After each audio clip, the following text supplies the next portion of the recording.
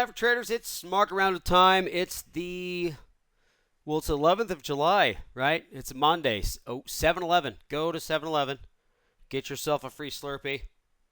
They used to offer free Slurpees on the 11th, 7-Eleven. I don't know if they do it anymore. I could sure use one. It's super hot here.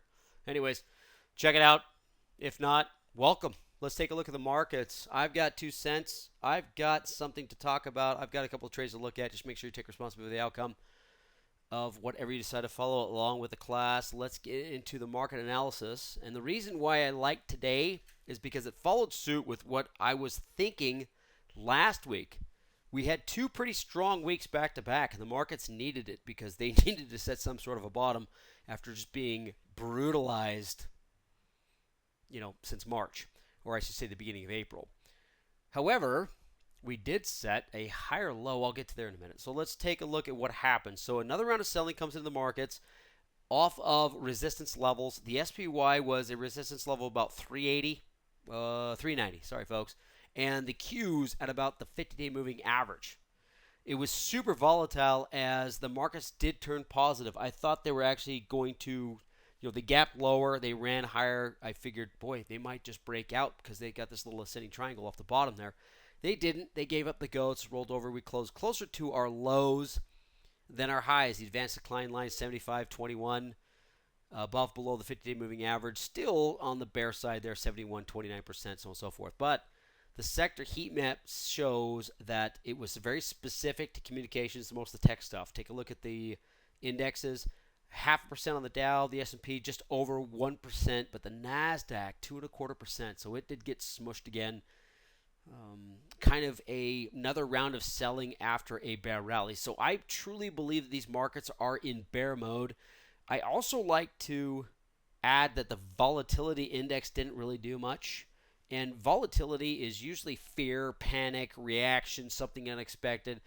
But when you get a rollover and the NASDAQ's down another 2.25% and you see the VIX low, I know the VIX is pretty specific to the SPY, but it's kind of an idea of the overall panic level. I think traders are on the bear side. I truly believe that these markets have a bearish outlook. They're a little bit more ominous based on what's going on moving forward. So there's my 2 cents. That could change completely tomorrow. We'll see. It is only Monday. Oil and gold, commodities still going to the downside. Oil dropped another 1%, over 1%. Not necessarily a good thing for those of you that think gas is going to come down anytime soon. And I have this conversation a lot. I'll just make a small mention. The commodity price, the futures traders are looking into the future. So if the commodity itself is going lower, the expectations of the demand for those traders is that no one's going to want it based on an economic slowdown. It's not going to say, hey, oil is down to $99 a barrel, $97 a barrel. And you go to the pump and it's still $5.50 a gallon, $5.70, $5.80 a gallon. Well, why isn't it coming down? Well, there's a huge disconnect between that. Just want to throw that out there. All right, let's get into it. Past that, guys. Here's the SPY. Now you can see this had a nice rally from the end of June to July, a little bit of a pivot point from its low that it set mid-June up to this 390 level. Now it did pull back today. It's only one day. That could immediately flip-flop, or it could come down and retest the level here at about 365. We'll see, but it is above a 20-day moving average. It did retest that 390, but what I like is that 365 to 375 higher lows. That is kind of setting up a little bit of an ascending triangle pattern there. So doesn't mean that the bear market is over. It could show us that we might be able to get into that range that we were talking about a few weeks ago, maybe even a month ago, before that huge fall off after that surprise CPI number a little bit earlier in June. So let's get to the Qs. Qs are showing pretty much the same idea. They're not at resistance. They're actually a little higher. And the reason why they are is because the Qs are a lot more volatile, folks. Understand that the S&P and the Dow, they don't move that much. The Qs move a whole bunch. They could be down 5% and back up 3.5% the next day. It's how it works. So it still set a higher low at about the 280 level, and it's absolutely up against that resistance of, what do you guys want to call that? 295? Yeah, 295 level, just below the 50-day moving average. So I don't want to say it's bullish, But I think the bear side, based on these pivot levels, might be a little bit slower. And I'm just going to say slower because I do not want to give this a +1 market. I'm just not going to. I can't. Now, what participated? Well, Google, Meta, Amazon, Tesla. Tesla, geez, it's got its own problems. Elon's getting sued, pulling out a Twitter deal that whatever he should have maybe did or not did. I don't really care. So over here, communication services, consumer cyclical. There is your soap opera genre that is causing all the volatility and causing all the fun and exciting news headlines. Semiconductors as well, not doing so well because of the exponential growth that is expected in these companies.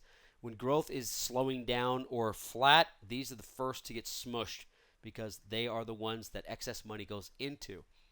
Microsoft, Apple also down.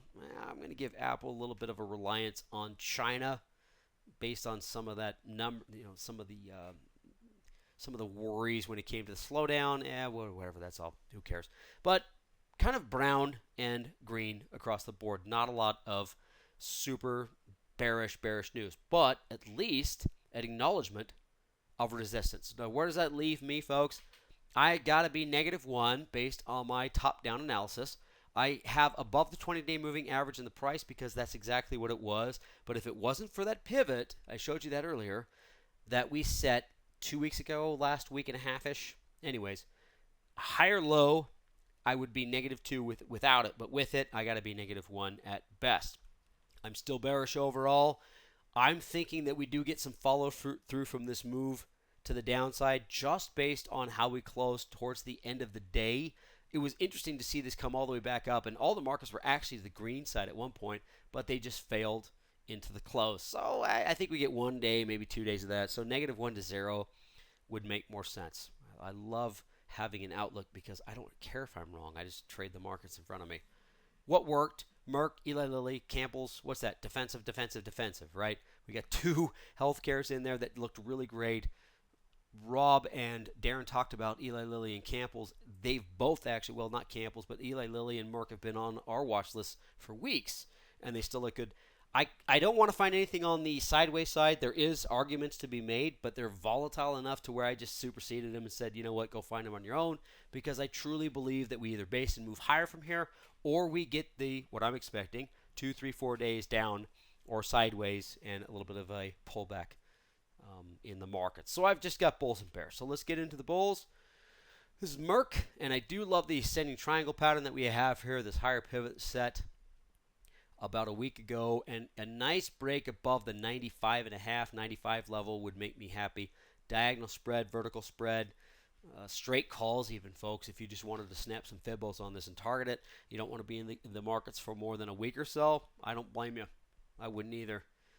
Eli Lilly, same idea. This doesn't have that pullback. It's more of a high base, a little bit more strength. It's an expensive stock. Well, they're both pretty expensive, but this is nice. So, if you want to do a vertical spread or something when it comes to being hedged, a straight call makes no sense here. It might price yourself out, but something sideways to up in the short term looks pretty decent. Campbell's Soup, another defensive. It says right there on the bottom, consumer defensive.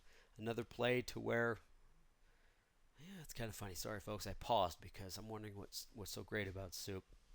I'm more of a macaroni and cheese guy. High base, let's see, it's above the 20-day, it's above the 50-day moving average, consolidating above 48. It looks like it tried to poke its head out today, but I imagine the market retracement into the close pulled it back from the 49 level. Keep that really tight between the 49-48 level, and if it breaks out, great. If it doesn't, just be patient with it. Sideways to up would be a cool play. Like I say, I've got nothing on the sideways, but I do have a lot of bears. I like Nike. Nike's been on the bear watch for a couple of weeks. I want to give this a little bit more. You could see right here before, let's say, end of May, that gap down, that large candle, I want to see that broken before it gets towards that $100 marker. So you might be a little late to this. This might be a trade you get into at like 103 to the downside and then try to target it between 100 or snap some fibos. Maybe you'll get to 95 on the longer term. But I do like it. I love the last couple of lower highs, I should say. The first one hit the 50-day. The second hit the 20-day. The third one hit the 20-day. I just love it. So that might be something that you might want to do. Kind of slow play it, if you will. And I don't see how retail really recovers into a summer where we expect slowdowns. That's all. Just opinion. Nvidia has been on the bear watch for a while. I do love it as well. A 160 retest of the descending 20-day moving average. It doesn't get any better than this for me. I love it. It consolidated there. You could see here mid-June. Kind of came back up, touched the descending 20-day moving average, broke that, bounced off just 140, retested the 160 mark, and it's not doing so well. This is a beautiful directional. I'd be a little bit more aggressive in this one if you guys are bearish. If you have a -2, -3 outlook, this would be something that I'd have no problem putting the accelerator down. Vertical spread 160, 140 or a straight put. Here's HPP. This came up on Sunday's trading room. Darren and Rob were talking about this, and I do love it. It looked great now. It's confirming today. It's a real estate. Real estate has been hanging in there. I do think it's kind of that pendulum that swings one way or the other. I don't believe that when interest rates are increasing and banks are starting to tighten, that this is going to survive. Well, not this specific stock, but real estate in general has got to slow down a little bit. I don't know how they're going to create loans when they're charging as much as they have to, or they have to put the interest rates on it, unless they're cash. So we'll see. Just started to see home prices come down a tiny bit. That's interesting, folks. Home prices aren't falling down. They're staying in there pretty solid, and there are some homes being sold for cash still. However, this could be the beginning of a nice move to the downside, but I do like the pattern overall. Forget what I just said. Forget about my opinion. Take a look at that chart. It's decent. All right, guys. Markets pushed higher last week, finished a nice rally. 2 weeks in a row, I believe, that the markets have closed slightly to the high side. That's actually cool based on how much they have been selling. Resistance levels are being tested. So far, they've been respected, right, with this little move to the downside. I don't know how much that has to do with China. Maybe the worries about a slowdown. Yes, folks, we're still dependent on imports, unfortunately. But it's just Monday. So slightly lower, showing some hesitation at resistance. We did close on the lows. We might gap down and come back up. We might gap up and come down. We'll see. It's too early. Are there going to be any reasons to invest based on earnings? Economics is interesting because I left it with two questions. Do you going to rush in based on whatever ABC company comes out and says we did this, this, and this, but we cut this job, we cut these jobs, we closed this factory, we are giving a 3-for-1 stock split, but we made the bottom line. So it's going to be interesting on how creative they get. I don't know if there's going to be, we're not going to get what we saw growth-wise 2019, 2020. That is for sure. So we'll see. So is economic slowdown pricing itself in already? And it's because the VIX is low that I believe it's trying to. It's pretty interesting. There's no panic. This slow, steady sell-off is actually happening. We are seeing gaps, so on and so forth, but there's no panic. And it's interesting because I see these markets pricing it in. So we'll see how far that goes. All right, guys, earnings reports, not much so far, but we are getting into earnings season. I think this will accelerate. It will definitely pick up towards the end of this month. Probably, I always look for Alcoa, folks. It's funny. Alcoa usually kicks off earnings.